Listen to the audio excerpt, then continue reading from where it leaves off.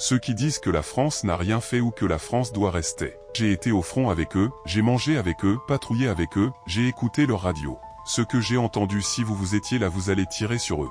Quand on était sur un terrain, les Français nous mettaient devant et en cas de non-danger on répondait rien à signaler. Et au cas où on tirait sur nous, ils disaient c'est ça la guerre. Beaucoup de Maliens tombaient devant nous et on pouvait rien dire. Il te suffisait de te révolter et le lendemain Bamako te rappelait.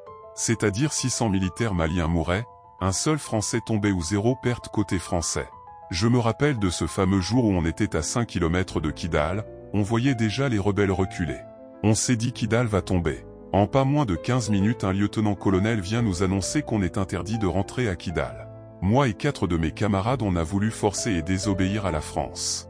Quand on avançait, ils ont dit clairement un pas de plus et vous aurez chacun une balle dans la tête. C'est ce jour que j'ai pleuré comme un bébé. Et j'appelle nos supérieurs à Bamako, leur seule réponse, il faut rester derrière la France. Le lendemain, on voit ces Français ravitailler les rebelles devant nous, j'ai même fixé un d'entre eux dans les yeux et il a souri pour se moquer de moi. Après le ravitaillement et le don de 8 véhicules pick-up. Ces Français nous ont dit qu'ils l'ont fait pour la paix entre Azawad et le Mali. Je me suis encore révolté, c'est dans ce contexte que je me suis vu livrer à ces rebelles un jour. Alors qu'ils avaient donné notre position afin que moi et mes collègues révolutionnaires soyons arrêtés. Effectivement, nous avons été arrêtés. Et à la radio j'entendais Bravo et les autres gamins dans le panier, mission réussie. C'était le code avec ces Français. Nous nous sommes dit c'est fini pour nous. Je me suis mis à penser et j'ai su c'est une fierté de mourir pour son pays. Et je riais. Un jour comme ça, on nous annonce qu'on sera libéré mais durant les séjours qu'on a fait avec ces gens. Le nombre de généraux, de colonels français qui appelaient par jour était inestimable. À mon retour, je vois on me donne des formations, des grades. Comme le Mali a toujours été ma priorité et que tout le monde le sait dans l'armée. Moi j'ai appris à protéger mon pays donc déjà je connais le Nord comme ma poche. Et je sais qui sont ces Français et ils savent qui je suis. Je suis un commando hyper formé. Je suis aussi un homme toujours prêt.